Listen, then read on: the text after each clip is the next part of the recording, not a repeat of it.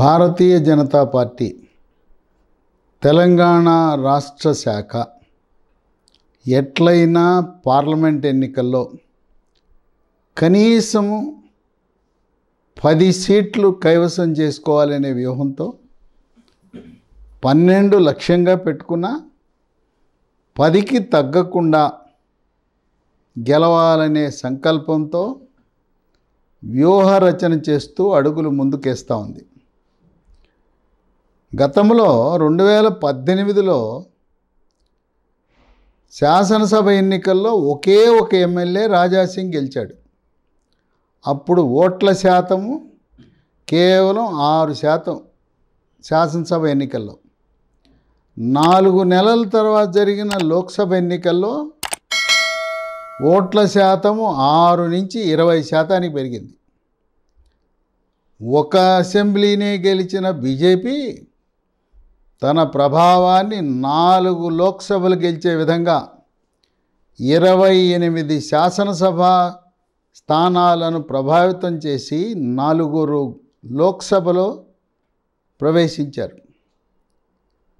మొన్న 2023 నవంబర్ 30న జరిగిన ఎన్నికల్లో భారతీయ జనతా పార్టీకి 14% ఓట్లు వచ్చినాయి. 14% ఓట్లు వచ్చినాయి కనుక లోక్సభ ఎన్నికలలో ఆ ఓట్ల శాతాన్ని 35%కి పెంచుకునే విధంగా అడుగులు వేస్తూ ఉంది. ఇప్పుడు భారతీయ జనతా పార్టీకి కలిసి వచ్చే అంశం ఏంటంటే, అయోధ్యలో జనవరి 22న బాలరాముని యొక్క ప్రాణప్రతిష్ఠ ప్రధానమంత్రి మోదీ చేతుల మీదుగా జరుగుతూ ఉంది. ఇది దేశంలో 500 సంవత్సరాల తరువాత రాముడు తన స్వగృహానికి వెళ్తున్నాడు. ఇప్పటి వరకు రాముడు ఎక్కడో తాత్కాలిక గృహంలో తన సొంత నివాసము లేక ఇన్ని రోజులు వేచి చూచిన రాముడు భారతదేశ ప్రజలు 500 సంవత్సరాల తర్వాత ఒక శాశ్వత గృహాన్ని, మందిరాన్ని నిర్మించి ప్రాణప్రతిష్ఠ చేయటం ద్వారా అది భారతీయ జనతా పార్టీకి కేవలం తెలంగాణ రాష్ట్రమే కాదు, ఆంధ్రప్రదేశ్ రాష్ట్రంలో కూడా కలిసి వచ్చే అంశం.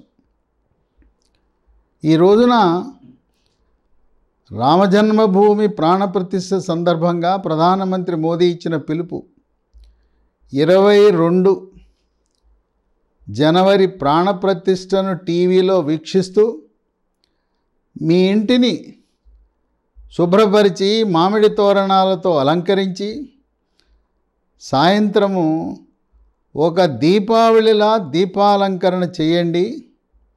ఇంటికి శోభను తీసుకురండి, దేశానికి శోభను తీసుకురండి. కులాలకు మతాలకు అతీతంగా ప్రతి భారతీయ పౌరుడు మనం భారతదేశం గర్వకారణమైన అయోధ్యలో బాలరాముడి యొక్క ప్రాణప్రతిష్ఠను ఒక ప్రతిష్టాత్మకంగా తీసుకుని ప్రతి ఒక్క పౌరుడు సహకరించమని పిలిపించారు.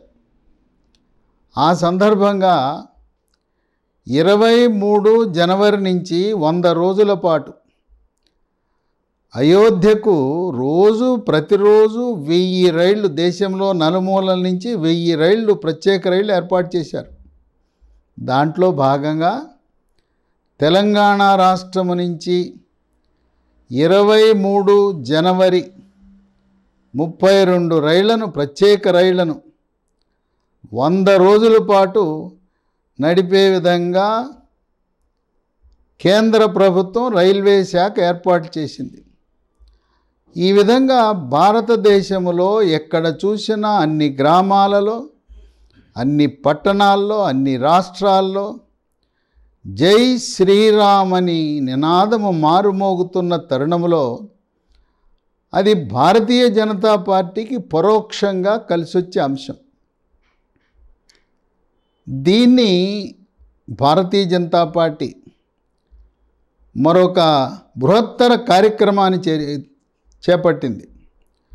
భారతదేశంలో ఉండే ప్రతి ఇంటికి కూడా అన్ని రాష్ట్రాలలో శ్రీరాముని అక్షింతలు జనవరి 1 నుంచి 15వ తారీఖు లోపల చేర్చాలనే సంకల్పంతో గ్రామాన అక్షంతలు ఆ గ్రామానికి పట్టణానికి చేరగానే పెద్ద ఊరేగింపుతో రామ భజనలతో ఈనాడు దేశమంతా కూడా ఎక్కడ చూసినా జై శ్రీరామ్ అని మార్మోగిపోతూ ఉంది.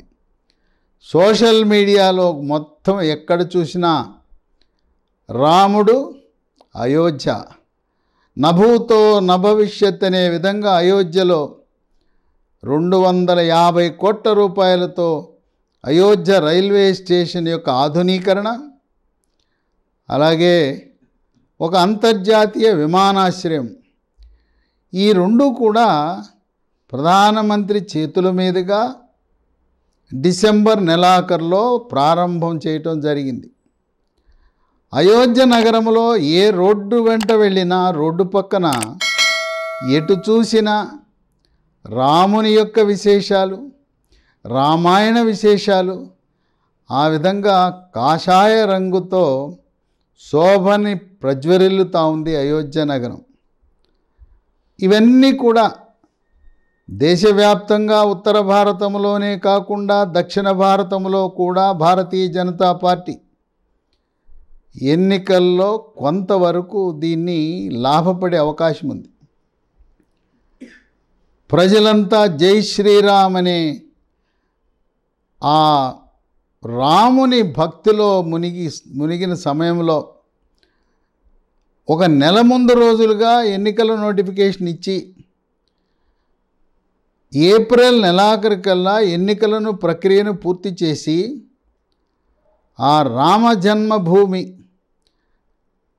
బాలరాముని యొక్క గృహప్రవేశము, మందిర ప్రవేశాన్ని భారతీయ జనతా పార్టీ తమకు అనుకూలంగా మలుచుకోవాలనే వ్యూహంతో వెళ్తూ ఉంది. తెలంగాణ రాష్ట్రంలో బీజేపీ మళ్ళీ చేరికల కమిటీని ఏర్పాటు చేసింది. ఈ చేరికల కమిటీలో కిషన్ రెడ్డి, లక్ష్మణ్, ఈటెల రాజేందర్, బండి సంజయ్, డికే అరుణ, మిగతా లోక్సభ సభ్యులు, మాజీ రాజ్యసభ సభ్యులను ఉన్నారు. ఈ చేరికల కమిటీ యొక్క లక్ష్యం ఏంటంటే లోక్సభకు పోటీ చేసే అభ్యర్థులు ఎవరైనా ఉంటే వాళ్ళని చేర్చుకుంటారు. గతంలో ఎంపీగా పోటీ చేసి లేదు ప్రస్తుతం లోక్సభలో ప్రాతినిధ్యం వహిస్తున్నవారు, రాజ్యసభలో ప్రాతినిధ్యం వహిస్తున్నవారు ఉంటే వాళ్ళని చేర్చుకుంటారు. ఆ కోవకు చెంది తెలంగాణ రాష్ట్రంలో 2 పేర్లు వినబడుతున్నాయి. జహీరాబాద్లో బీబీ పాటిల్, ఆయన పేరు ఎప్పటి నుంచో గత 5-6 సంవత్సరాల నుంచి పార్టీ మారతాడంట, బీజేపీలోకి వస్తాడంట అని వినపడుతుంది. ఇప్పుడు జహీరాబాద్లో బీబీ పాటిల్ పార్టీ మారి బీఆర్ఎస్ నుంచి బీజేపీలోకి వస్తే ఆయనకు ఆ సీటు ఖరారే. అలాగే నాగర్ కర్నూల్లో సిట్టింగ్ ఎంపీ మాజీ మంత్రి రాములు, పి రాములు, ఆయన కానీ ఆయన కుమారుడు కానీ పోటీ చేయాలనే సంకల్పంతో ఉంది. ఆయనకి అక్కడ అచ్చంపేటలో ఉండే గువ్వల బాలరాజు వల్ల వాళ్ళ ఇద్దరి మధ్య ఉండే వైరుధ్యము, తగాదా, దానివల్ల బాలరాజు ఒత్తిడి వల్ల రాములకు సీటు ఇచ్చే అవకాశం బీఆర్ఎస్ పార్టీలో లేదు. రాములు కుమారుడు పార్టీ మారి కాంగ్రెస్ పార్టీలోకి వెళ్దామని ఆలోచన చేస్తే కాంగ్రెస్ పార్టీలో ఒక బలమైన అభ్యర్థి ఉన్నాడు, డాక్టర్ మల్లు రవి. ఆయన రేవంత్ రెడ్డి ముఖ్యమంత్రికి కుడి భుజం లాంటివాడు. అందువల్ల మల్లు రవికి కాకుండా నాగర్ కర్నూలు నియోజకవర్గం కాంగ్రెస్ పార్టీలో ఎవరికి ఇచ్చే ప్రసక్తే లేదు. అందువల్ల పి రాములు ఆయన భారతీయ జనతా పార్టీలో తన కుమారుడితో సహా చేరి రాములు కానీ తన కుమారుడు కానీ నాగర్ కర్నూలు నియోజకవర్గంలో పోటీ చేయాలనే ఆలోచనలో ఉన్నాడు. ఎందుకంటే రాములు మాదిగ సామాజిక వర్గానికి చెందినవారు. నాగర్ కర్నూల్లో ఎక్కువ సార్లు మాదిగ సామాజిక వర్గానికి చెందిన వారే ఏ పార్టీలో పోటీ చేసినా గెలవటం అనేది ఎక్కువ సార్లు ఆ నాగర్ కర్నూలు జరిగింది. ఈ చేరికలు అనేది లోక్సభ సీట్ల అభ్యర్థులే కాదు, గ్రామ స్థాయి, మండల స్థాయి, నియోజకవర్గ స్థాయి, జిల్లా స్థాయి, తర్వాత 15 జిల్లాల్లో జిల్లా అధ్యక్షులను మార్పు చేసి కొత్త రక్తాన్ని భారతీయ జనతా పార్టీకి ఎక్కించాలి.